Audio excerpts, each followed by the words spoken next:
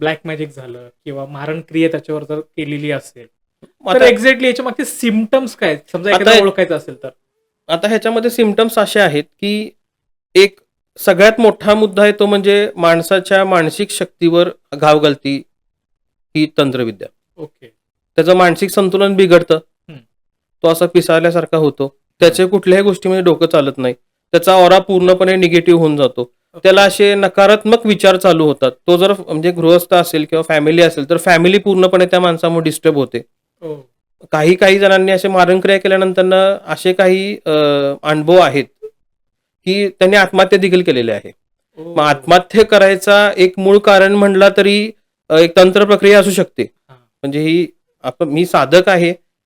त्यामुळे मी सांगू शकतो, की आत्महत्या केलेला 100% तंत्रप्रक्रिया झालेली असू शकते त्याच्यावरती. ओके. फक्त सामान्य माणूस त्याचा विचार नाही करत ना. हां. तो काय म्हणतो त्यानं स्वतःचा डिसिजन घेतला आणि तो आत्महत्या केली. ओके. म्हणजे थोडक्यात ब्लॅक मॅजिक झालं असेल किंवा मारण क्रिया केली केलेली असेल, तर असेल तर मानसिकता बिघडून माणूस आत्महत्येला आत्महत्या प्रवृत्त होऊ देखील शकतो. होऊ शकतो, होऊ शकतो.